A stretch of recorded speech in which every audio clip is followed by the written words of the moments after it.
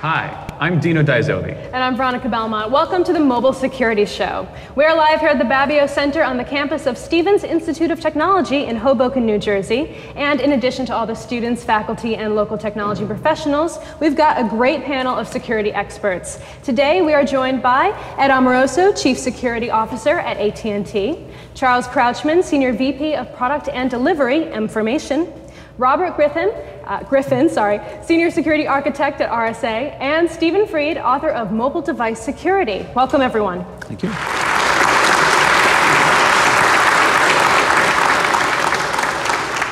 I think we'd all like to be able to carry one phone or tablet that works for our business and personal lives, but that may raise security concerns for the IT department and privacy concerns for the individual. Does having workers carry a single device do more harm than good? That brings us to our topic of discussion, securing the enterprise use of personal devices. So let's start with where we are now. Robert, people like you and me bring our own phones to work every day. Why is this an issue? Well, for two reasons, really. The first is it exposes private information that we have within the corporate environment, and so might result in information you didn't want exposed to the enterprise, presented to them in ways you didn't intend. And the other is from the point of view of the enterprise, that there may well be things that you bring into their network, for example, that they would prefer not to have, malware or sites that expose them to legal issues, for example. So both those sides are critical. And who has the main point of where's the onus in that situation? Who really needs to be paying attention to where the security faults may be? So both sides really do. And in fact, at EMC, where I work, RSA is the security division of EMC, we allow employees to bring devices to work, and the onus is on the employee to make the right decisions about what to do. So there's lots of education around that, but there's also the onus on the enterprise to make sure that, for example, understanding what configurations are appropriate is well documented, the tools that the employee needs in order to manage their devices are provided. So it really is on both parties. I read an interesting article where they were saying that now that people are using their personal devices at work, companies are kind of seeing that as an opportunity to almost outsource their IT to companies like Apple or the Android manufacturers when there's an issue. Is that a terrible idea or a good idea? So I'm not sure it's really outsourcing IT. It's clear that there are economic reasons why it's beneficial to the enterprise, certainly in terms of the cost of provisioning and so on, but I'm not sure it's as great as it seems at first glance. There's still significant help desk responsibilities, for example, and there are significant issues in terms of training especially.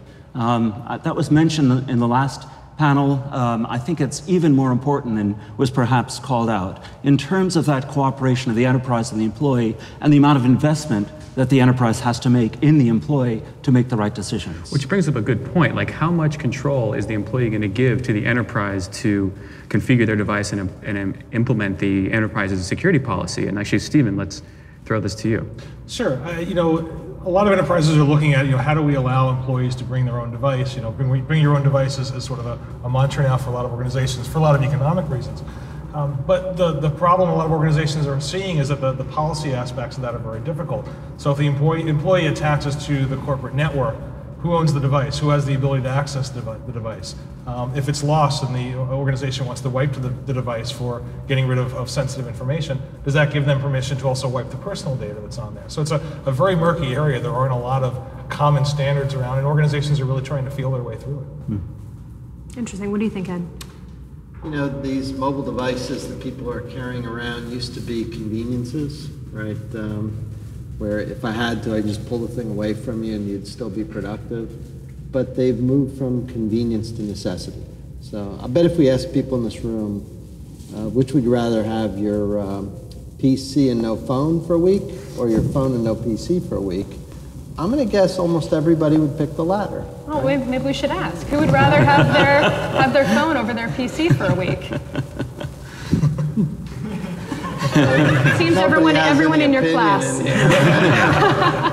I know what their answer is. Yeah, I know I couldn't go without my phone for longer than a day. It's very difficult to go without texting, without the ability to communicate. So for that reason, we know that hackers and anybody with a malicious sort of intent or just a curiosity about what works and what doesn't they're going to start attacking with more frequency and more intensity mobile devices. For that reason, when you're in charge of enterprise infrastructure, and I do that for a living, your first goal is the integrity of your infrastructure.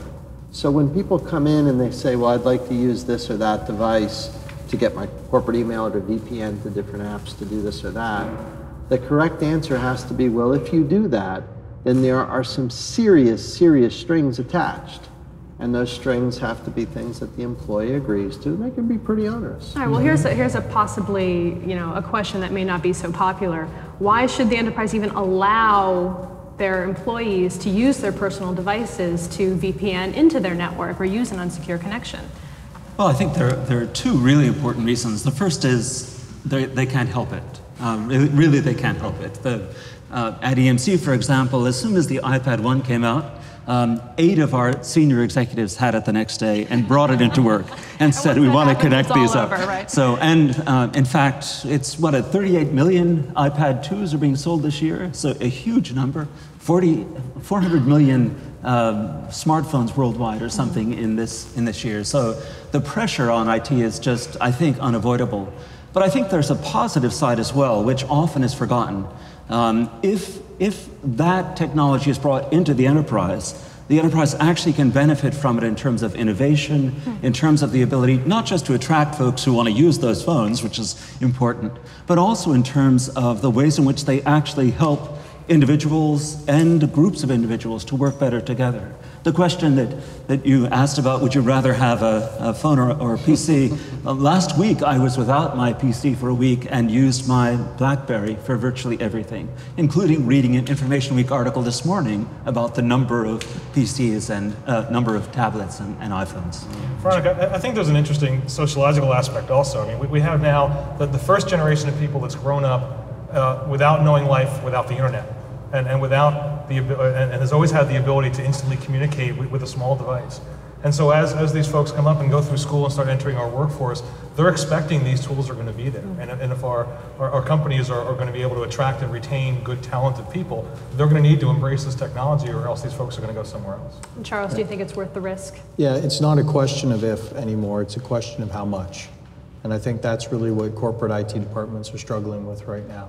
How far can I go? How far should I go? What's the difference between a traditional device that I owned and therefore I could do anything I want with, and these new individual bring your own devices that I don't own anymore? Those are the questions they're struggling with. It's not a question of if, it's simply a question of how.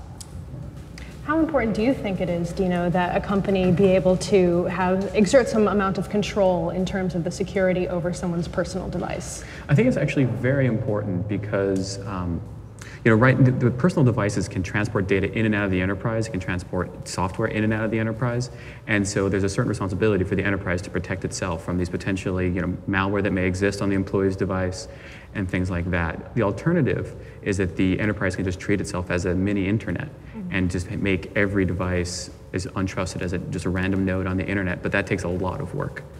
It's hard for me to kind of reconcile the idea of being a user who has my own personal device and feeling as though the issue at hand is my use case, how I'm using my phone, and if I'm putting my company at a liability. Like, I would almost want to think that my company was making sure that anything I did didn't affect the internal systems or the internal infrastructure. But at the same time, I get worried about that loss of privacy and that loss of that almost invasion in your personal device. So where's the balance? I guess. It's a difficult question. As you may have heard, RSA was breached back in March, and the first thing that IT did at RSA was to lock down the internet. That is, to really limit what sites we could go to. And as a corporate responsibility, that was absolutely the right thing to do. It clearly imposed limitations on all of us at work, quite difficult ones, about what we could do. At the same time, it meant that they were much safer in terms of possible additional attacks that could have been launched through other mechanisms, drive-by attacks and so on. So that kind of limitation on the part of the corporation was really an essential part of responding to an elevated threat landscape at that particular time in our history. And what you're talking about here is part of a larger trend that's often referred to as the consumerization of IT, which really at its heart means we're moving from a command and control sort of a situation where IT dictates to the end users what they can and can't do with what. to a place where the consumers are saying to the IT department, this is what I want, you go figure it out. So it's an empowerment of the end user that leads to greater employee morale and productivity. It creates a real consternation for the IT department. This is a trend that's broader than just mobile devices, and it's something that's transformational across all of IT right now. All right, and no one wants an angry IT department. It's never fun. All right, well, we're going to take a break, but we're just getting started. When we come back, more on using personal devices in the enterprise world.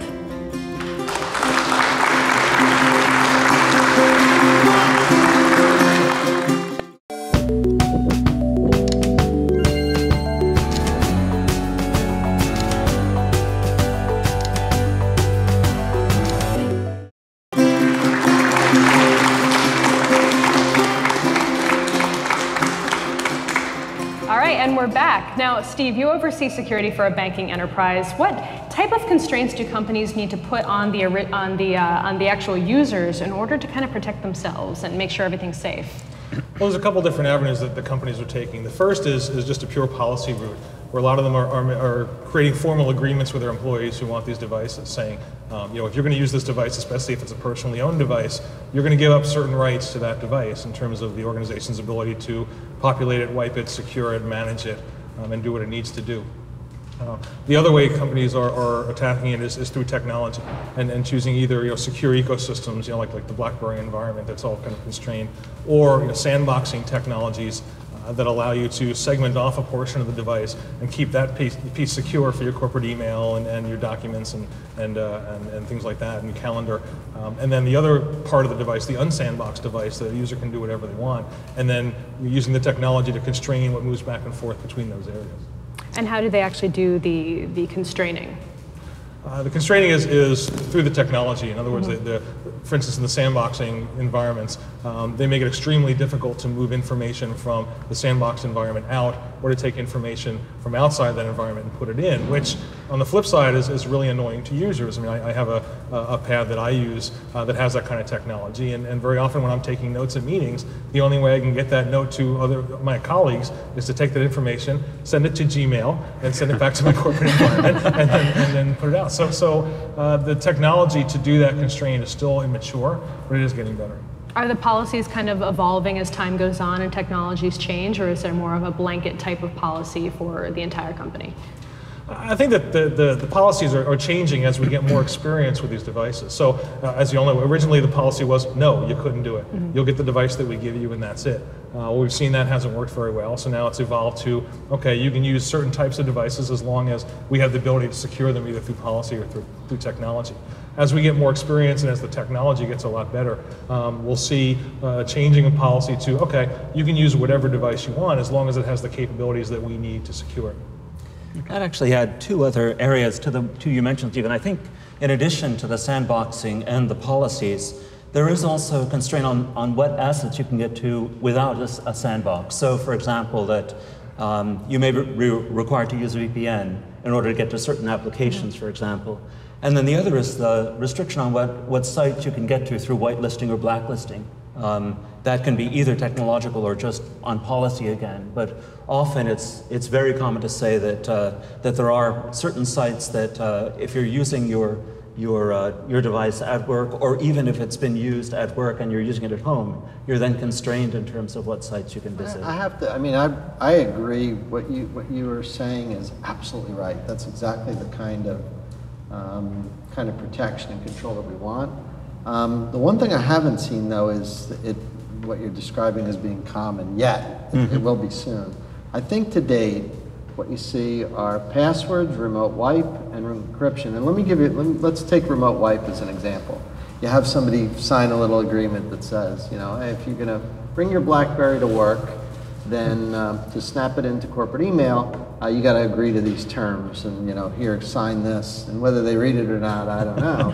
But somewhere in there it says something like this. No, they don't read it. Here's a use case. Let's say, for whatever reason, the company decides that they can muddle along without you and decide to terminate your employment. It's like, so that's the first punch, and then the second punch is, oh, by the way, we're going to zap your phone. Zap! It's like you're fired, and zap! Your phone is now, toast. So it's a little clumsy right now. I mean, that's not the right way to be doing security. We all know that's not right. Having users sign forms they don't read, that's not right. I think what you're describing is exactly where we want to go. But my observation is that in certain elite corporations, I would put RSA in that category, you do see some pretty advanced stuff, but the vast majority of large, medium, and definitely small business, they do nothing.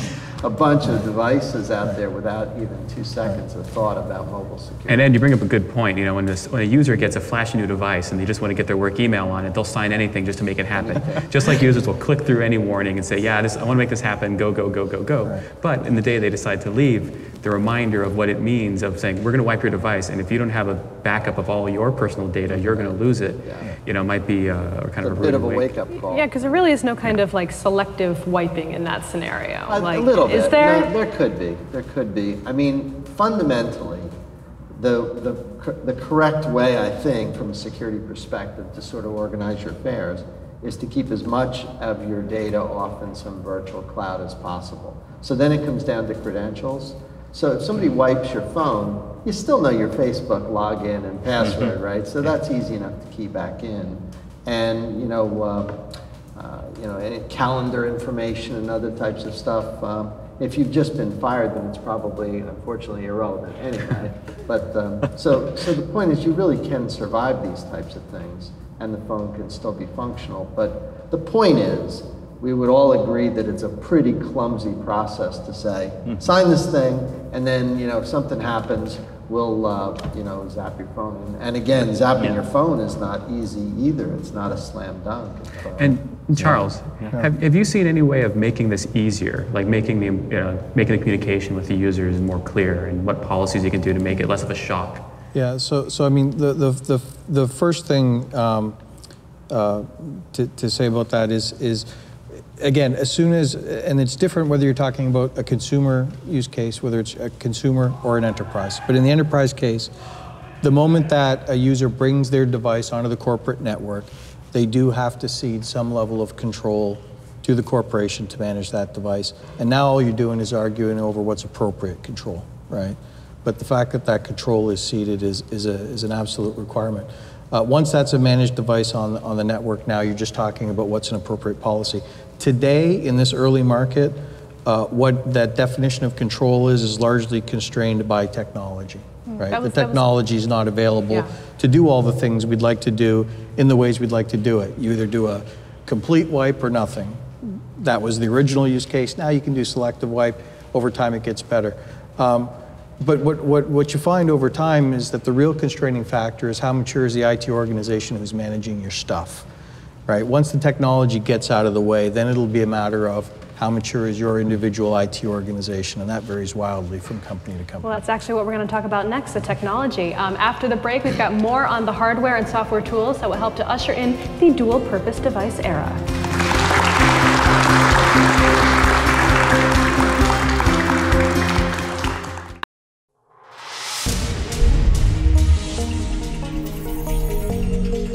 First of all, we're seeing a reasonable amount of scanning activity on port 53. They have now blocked an entire subdomain. It's possible that someone would be able to remotely install an application on their handset. The iPhone has been pretty good in terms of keeping malware off of it. Android, not so much, and it seems to be picking up speed. This attack is at layer 8. It's the human layer that you're attacking here. Right. Thanks very much, and look forward to talking with you next time.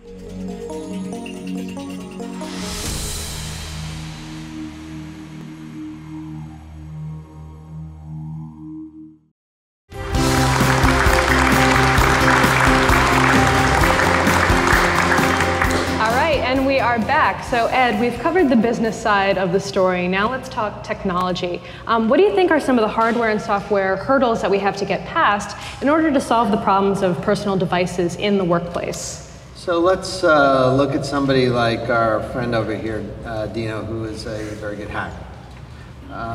What we're proposing, I think you mean elite hacksaw. Oh yeah, that's what's on my business card. That weird hacker talk. I'm too old for that. But what we propose to do, like with dual persona, is that we're proposing to build a little software wall around something that allows me to push a button and say, boom, now I'm in safe mode. And I've got software controls around me so that I can go do business stuff. And then when I'm done with that, I go, boop, and I push the little control, and now I can go surf porn and gamble and do all kinds of crazy stuff, and it won't affect what I was doing in that sandbox. The challenge is that we in the computer science community have been trying to do that sort of thing for a very long time, and as the hacking community will attest, generally they get broke. So whether we can do better this time, I don't know, but generally to date those things have been broke. I was going to ask you, is there any expectation of privacy for the consumer in that kind of scenario? Like even if you're plugging into a work-safe mode, is it still private? Is it still safe? I mean, it depends on what's implemented. I mean, is there a guarantee from the technology that my personal traffic is going to be VPN'd in a way that the enterprise can't read and shuttled outside of the enterprise? Mm-hmm. Is there going to be like a traffic level separation? And I think it comes down to a lot of things. And if so, like, how is that enforced? Same thing with like the sandboxing and virtualization. How well is it implemented? Because anything in software theoretically can be broken. And if I'm, reading, like downloading wares and watching porn on my personal device, should I feel as though my data is safe then from the company on which I'm also sharing data with? I think you can feel that. Depends on if the traffic is isolated, but I think the bigger concern might be actually for the enterprise. If you're in personal mode and you're going to the sketchier parts of the internet, you might pick up some malware, and then when you flip over to enterprise mode, what guarantee do they have that their malware hasn't broken through the sandbox? Mm-hmm. In that regard, in fact, it's related to the dual mode that Ed talked about, but I think the use of virtual desktop actually is very important. At EMC, when we get our iPads, the first thing we're required to do is to download VMware VDI onto the iPad, get credentials to use VDI, so that the only apps we have access to from the iPad are a set of limited corporate apps. That is a completely transient session we have of them. There's no copying back of data back to the corporate environment, and very little likelihood of propagation of malware from the iPad back up into the corporate environment. So for us, VDI is hugely important, and more, I think, than perhaps is often realized. Charles, what are some of the other software solutions that companies are looking at, and how easy are they for an employee to implement and use? Right. So what's going to become more important over time as we start to see more malware? Today we've seen very little relative to what we're used to in the PC world. As we see more malware, we're going to see more frequent OS releases, more frequent patching of mobile OSs. And so the ability to be able to continuously, over the air, provision and configure these devices to keep them up to date to current patch levels so that for known malware, you've already got a solution in place, will become more important as time goes by. Encryption, both of data at rest as well as data in flight, is going to become, I think, a standard in the same way that it is for corporate desktops. Anti-malware software that's able to actually keep your device in continuous compliance. And again, in the same way that you're used to on the desktop, will become more important over time. Is there a way for the enterprise to actually force updates on a device that they have partial control over, the way that they can log in remotely to someone's desktop in their office? The short answer is yes, but the long answer is a lot of these capabilities we're talking about, where the capability particularly is part of the OS, not provided by a third-party application, varies widely by device.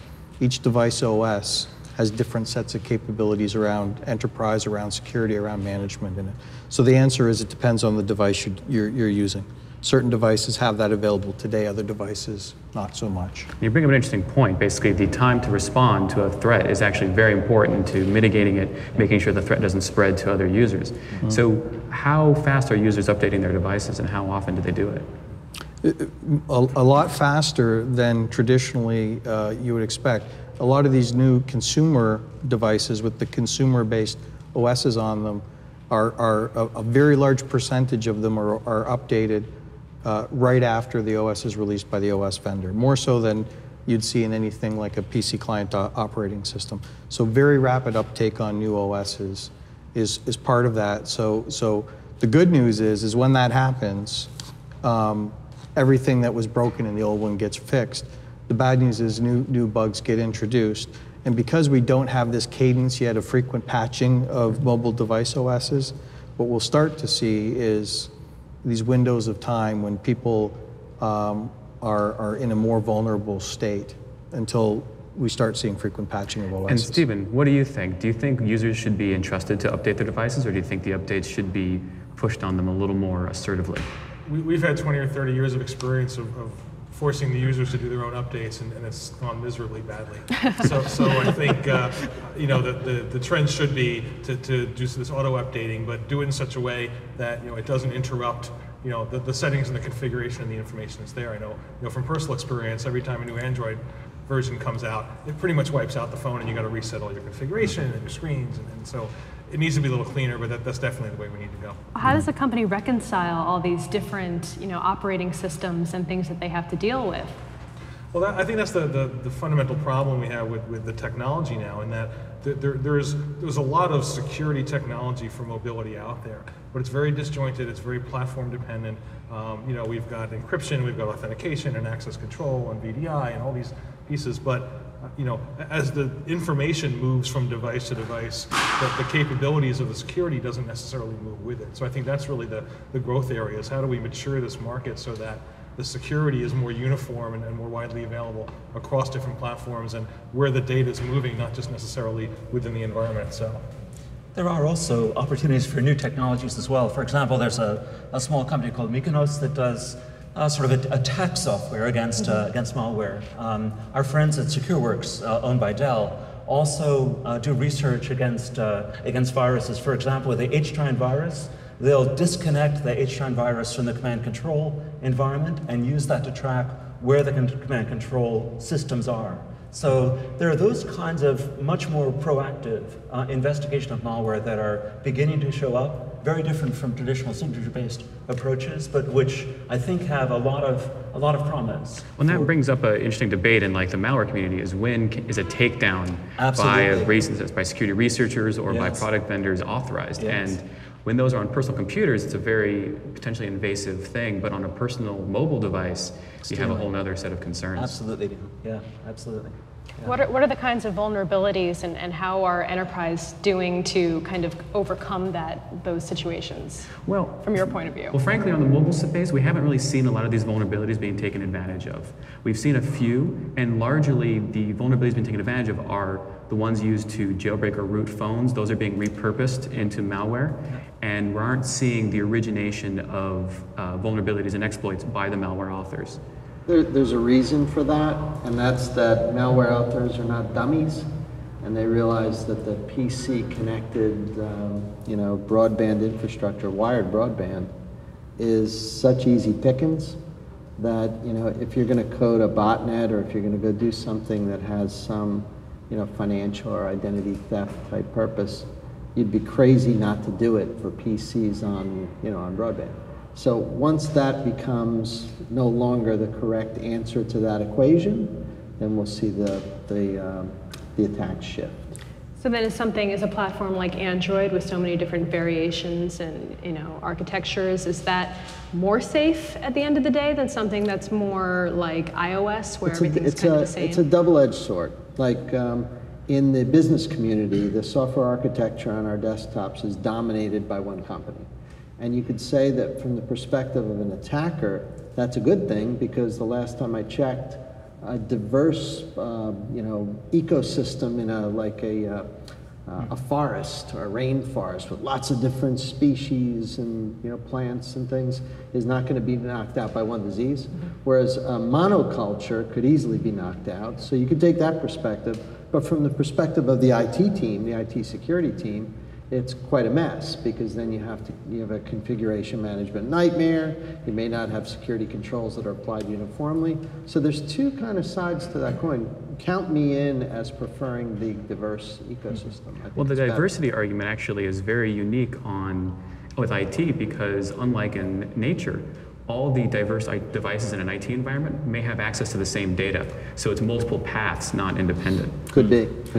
Yeah, fair point. Bob, you look like you had a point to make. Just, I think it's also very important to pay attention to the social engineering aspect of attacks. That although we're focused on technology, in our case, for example, at RSA, the initial vector of attack on us was a social engineering attack, a phishing attack through email, which led to the introduction of malware. In fact, 2 generations of malware. But it's very dangerous, I think, in this environment to neglect that social engineering piece, because that's hugely, hugely important as a vector. So that brings it back to the employee or the user at the end of the day. Absolutely. So what are companies doing to kind of educate their users about issues like phishing scams and that potential malware? Well, certainly most organizations have some kind of security training. We do at EMC. In fact, I wrote it for EMC.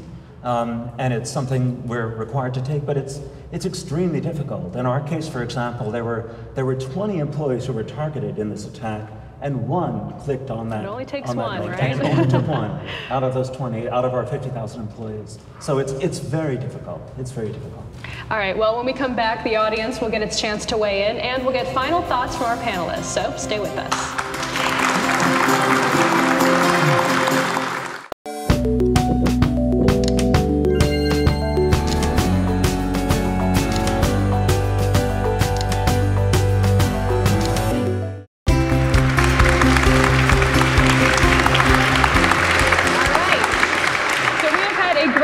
On using personal devices in the workplace. So let's see what the audience has to say. If you have a question, raise your hand and we'll send a mic your way. I made a rhyme on accident. That was awesome. We've got one in the back here, I think. So just a quick question. I know we talked a little bit about sandboxing. I work at a very large enterprise, one of the biggest companies in the world actually. We've been using products such as Good for Enterprise across iPads, Android tablets, phones. It seems to be working perfectly fine. It's not the most convenient for users, but it seems pretty secure. What are the problems with that, using that today? I mean, I know it'll improve, but for today, that seems like a perfectly viable solution for enterprises. So what are the problems? You're talking about Good for Enterprise? Yes. So we actually were discussing that a little bit before this panel. So how has software like that benefited in keeping enterprise secure from the user? Well, I think it's a great solution, and sandboxing in general works really well. Security is always a compromise, right, between keeping your data safe and actually letting people do their work. And so being able to keep the sensitive stuff in that sandbox and have reasonable restrictions around moving things in and out is a pretty good compromise. It does have some shortcomings in terms of the tools available within the sandbox. Most of the really productive tools are outside the sandbox, and so you get that problem of moving data in and out. But I think as a first generation, it's doing pretty well in terms of at least introducing these things in the workplace and getting us used to different ways that we can use them. Bob, what do you think are some of the downsides? So certainly the main disadvantage is exactly what Steve just said. That is, it tends to restrict you in one environment or the other. I think there are also still risks to the enterprise in that regard. It is still possible to have infections that cross between the environments. And one of the things that we've looked at are ways to have trusted roots of trust that are hardware-based. So, for example, using the Westmere chip from Intel on the PC, being able to track what actually is happening when you load a virtual image, for example. So, I think there are still some security issues that have to be addressed as well. I think it's still the preseason. I don't think the game started yet. So running good is fine. Running any of these types of tools is fine. But I'll bet the people sitting around you over here who aren't running that have had just about as many problems or non-problems as you've had, and that's because I don't think the game started yet. So the concern I have is simply that historically, when you try to build a sandbox environment on top of an OS vulnerabilities like buffer overflows and other types of things can be used to circumvent these types of controls. Not always, but most of the time. That's I was building change root jails 20 years ago, in Unix, and they never seemed to work. So I have to agree with Ed here. Basically, I think especially with a personal device where you're going to arbitrate websites, downloading other apps, the question comes down to the platform and the sandbox. Any of those malicious apps, how hard is it for them to break out of that sandbox and get full access to the device? And if they have full access there, they can likely get access to enterprise data. Jailbreaking. That's jailbreaking. When was the last time a jailbreak was not possible for for any of the popular devices that we're all using? Right. Usually less pretty than consistent. a week. Yeah, it's about a week. So I'm not saying this is not the right kind of thing. I'm actually a very big proponent of R&D in this area. I fund a lot of that work in my own organization. I think it's the right model. But I'm just saying, historically, it's been tough to get it right. And the only way I know to get it right, the only way I know to write secure code is to write less of it. And the only way I know to build a secure device or function or anything is to have it do less and have less functionality, less features, less code, less. You start minimizing, and then before you know it, you actually have a prayer of getting your arms around some degree of correctness. It makes it hard for people to hack. And I'll add something to Ed's thing. The only way to know how secure something is to try and break it. That's absolutely true. I'd also add to that as well, one reason why Flash and Adobe PDFs, for example, are so vulnerable as they are so complex and bind together data and instructions in ways that make it very hard to be sure that you've closed all the loopholes. So another case in point. Yeah. All right, well, let's take our next question. Got a lot out here today, great. Now that users are purchasing their own devices and corporations no longer have the power to incentivize hardware manufacturers with their wallet, what can corporations do to make sure that handset manufacturers that lock down the boot ROM and don't allow the users to actually update their devices? How can we incentivize and actually get them to move in that direction since we no longer give them money directly? Did you guys hear that question? Okay. Yeah. So I think ultimately incentives drive behavior, and so what you'll see in this model is less of a situation where a corporation has a collective bargaining position with their suppliers, and you'll see individuals voting with their wallets, right? So if a device or an OS is perceived to be somehow less secure than other devices or OSs, there'll be less of those bought. And so what you'll see is more of a democratization of device selection driving the behavior of these OEMs. Economically, they're incented to do one thing, to sell more devices. If improved security sells more devices, they'll fix that problem. Today, it's not really a problem, an immediate problem for them, but it will become one. We're definitely seeing a focus in that kind of area, a shift rather in that focus, because originally we had companies like Dell who were providing, most of the hardware and then Windows being the software on those machines for large corporations. And now, as you said, we're seeing employees voting with their wallets and using companies that traditionally weren't in that kind of enterprise situation. Right. So now you have to then support these new tools and these new PCs and handhelds that people want to use instead. So that opens up a whole new can of worms that people have to deal with. That's right. All right, any other points? In addition to incentivizing the employee, the other thing we do at EMC is a lot of collaboration with providers, so AT&T in particular, in fact. So there are consortia that are being formed at the enterprise level to try to deal with these problems and help create more secure devices from the get-go. Okay, great. Next question. How convenient. All right, next door. So given the current environment of how open platforms work, and a lot of the open platforms are fairly regulated by the OEMs who control them, enterprises can't really rely, I don't think, on patches coming from the OSs directly rather than from the OEMs themselves. So is there some way that that policy can be changed per corporation, per enterprise, in order to find vulnerabilities that they're aware of and maybe push some sort of app or fix that, or some sort of wall around known vulnerabilities so that they're proactively protecting data rather than waiting for patches to come along from the OEM? Are you asking if the enterprise is responsible? Yeah, is there for something, well, not if they're responsible, but are they capable of putting up walls around vulnerabilities they're aware of rather than waiting for OEMs or OSs to provide patches that do the same thing?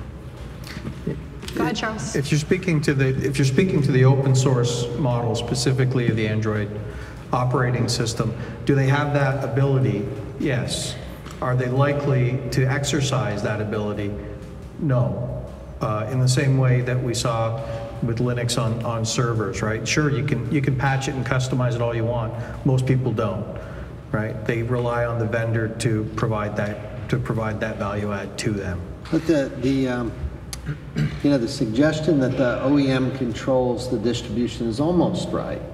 Like the OEM can't go in and convince Google, for example, to do XYZ. But what they can do is in their distribution of Android, they can do something that may be non-standard. We see that now, right?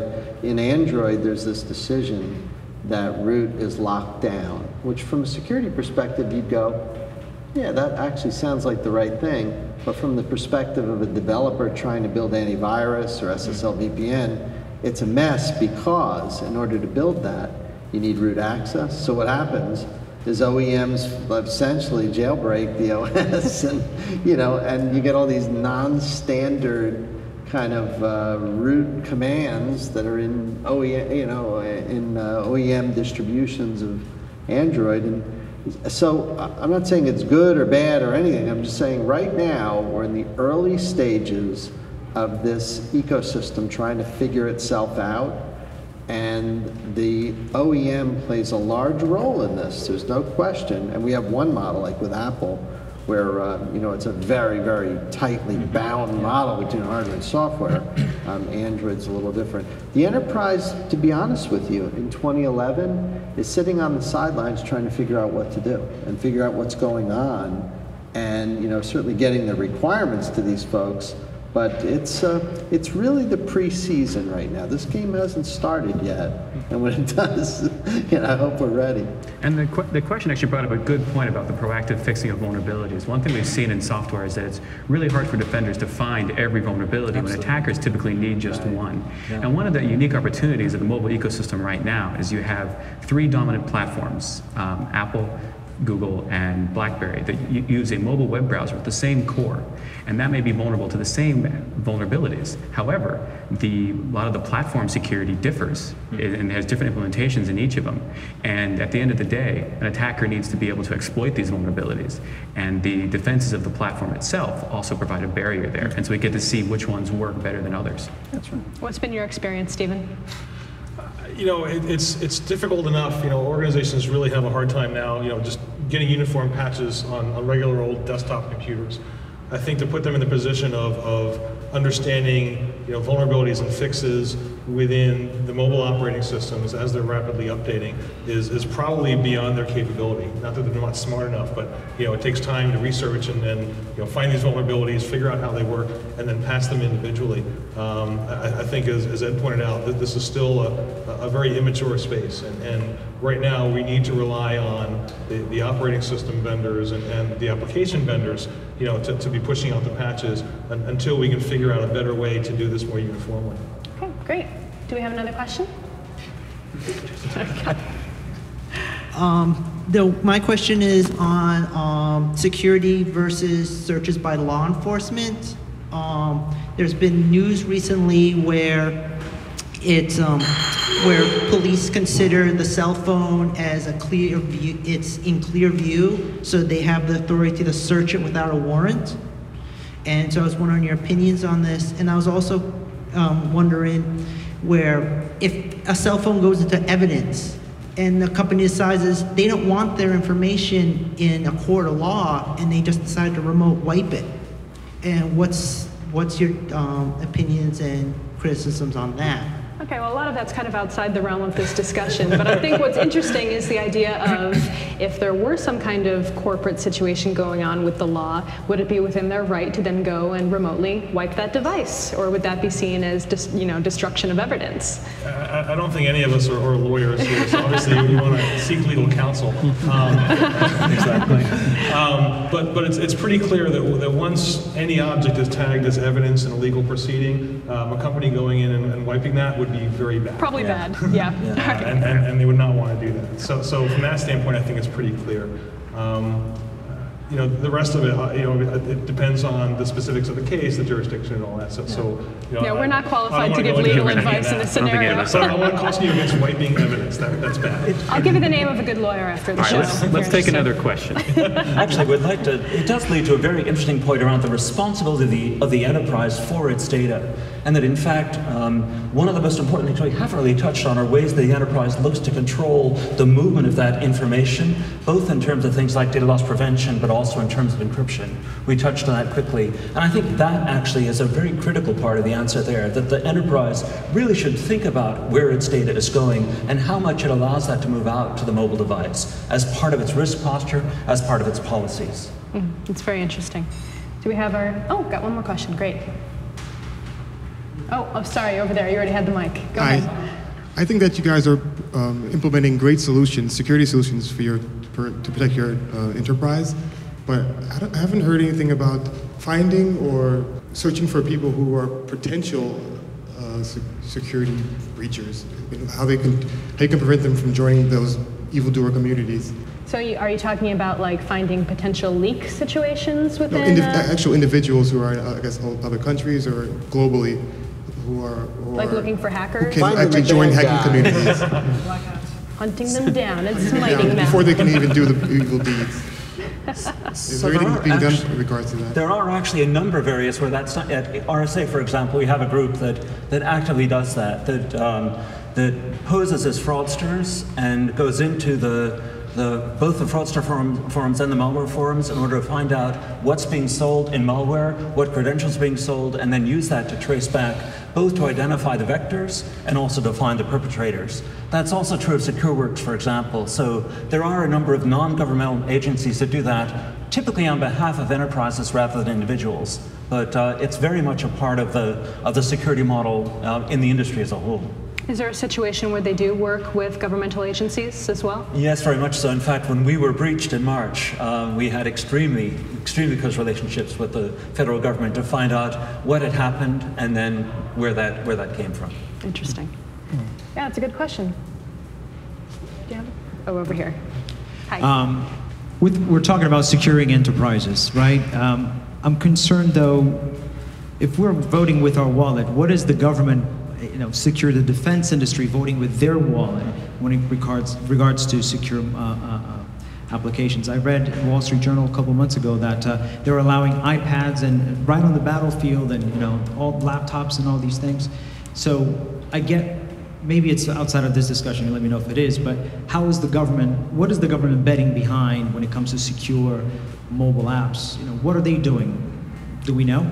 So this is funny. It's almost like the ultimate end to our earlier discussion. For example, Obama wanted to use his personal BlackBerry, and of course they had very stringent rules and regulations about how someone of his position can use a personal device. So what does the government do in that scenario?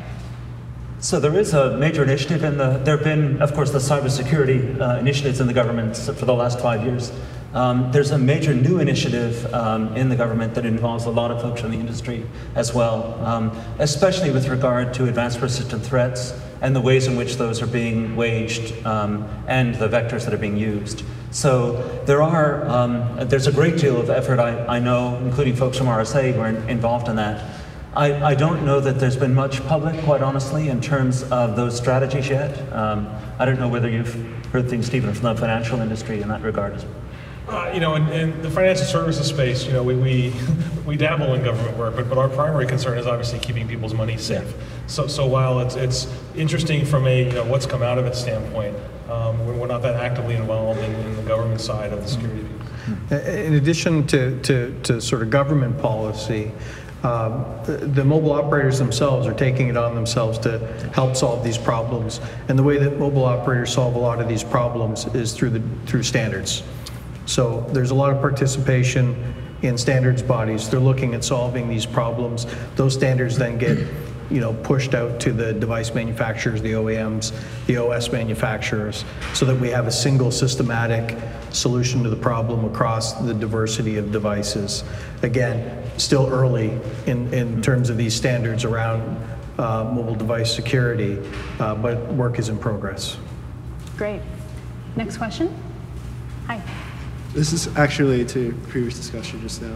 In the financial services forum, the financial services industry, privacy is kind of a huge concern as far as work email for SEC and FINRA, like for people that do trades with hedge funds, ETFs. How do you feel that it'll affect their privacy for someone who has their work email monitored if they're using one device for the personal and corporate email. Well, that's a real interesting point. So at People's United, what we've done is there are certain areas of the company where you cannot use a personal device. In many areas, you can't use a mobile device at all. For instance, in our security trading area. And that extends to things like social networking and different types of websites. So we have to keep a very important watch on not just what devices we're using, but also who's using them and what are the regulatory constraints around that. So for the general banking public, the employee public, general, Android, iOS, the regular devices, Blackberries are just fine. But if you're in certain areas, if you're trading securities, if you're dealing with insurance, different parts, then there are much more tight restrictions on what you can do. And I think that's pretty much mirrored throughout the industry. Well, I was wondering, how widespread is that across different industries? Is that something that goes beyond just the financial sector? Not just across industries. I recently moved to Europe. I live in Switzerland now, and the regulations on privacy in Europe are dramatically different from here, including issues, for example, about the movement of information across national boundaries.